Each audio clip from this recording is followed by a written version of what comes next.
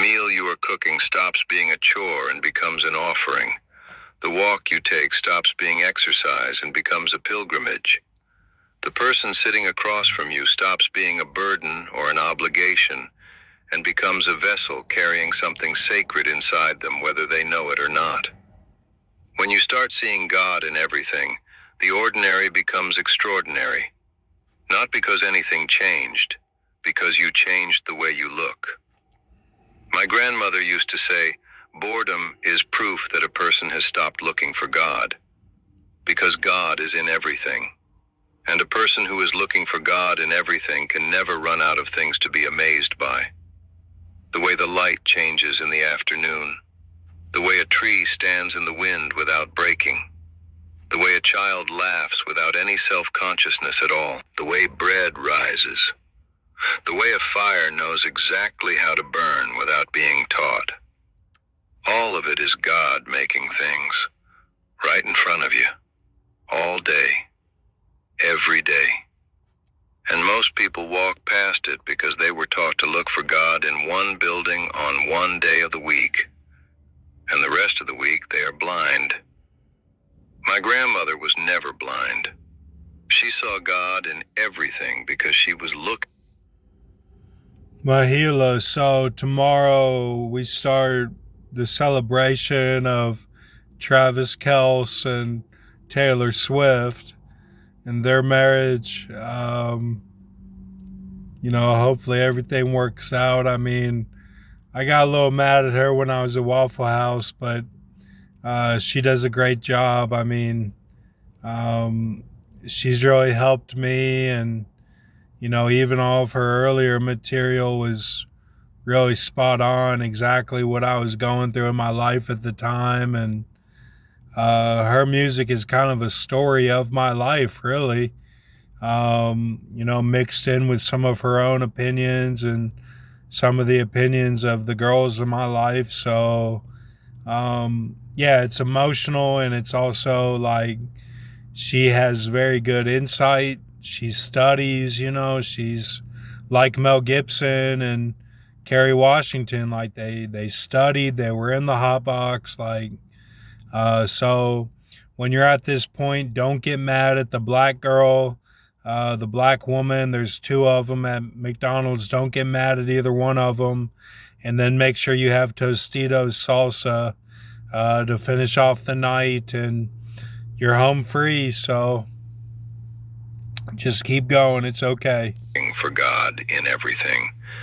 And that looking is the truest form of prayer I have ever witnessed. I also want to say something about suffering, because any honest conversation about God must address suffering. If God is real and God is love, why do good people suffer? Why do children get sick? Why do the faithful bury their families? Why does the world contain so much pain?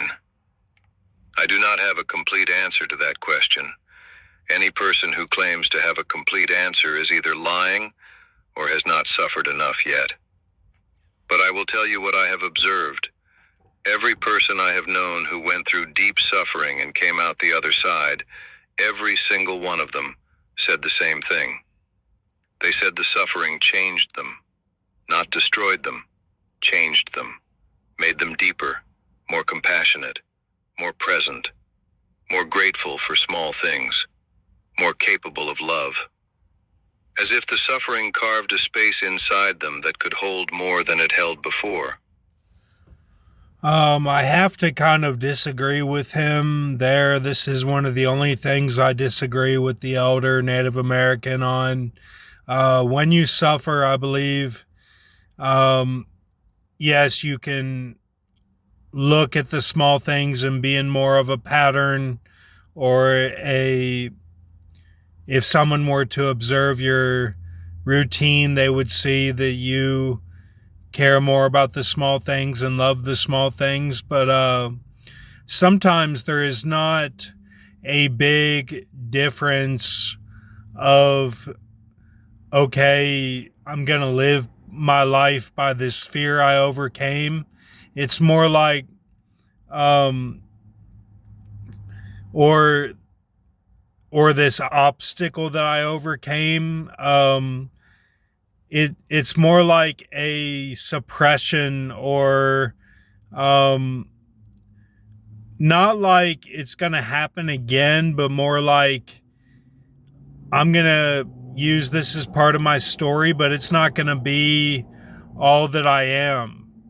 It's not gonna be like what I'm defined by, or that it changed every aspect of my life.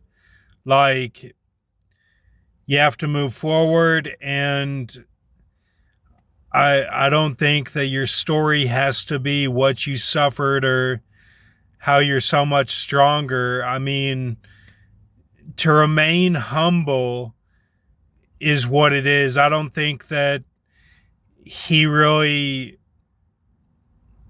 understands the humility in the humiliation, and also the humility without pride. I don't think that Minister Paul understands that, and I don't think that this Native American elder understands that.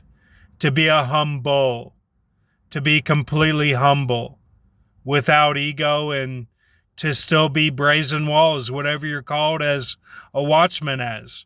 I don't believe these two men understand that.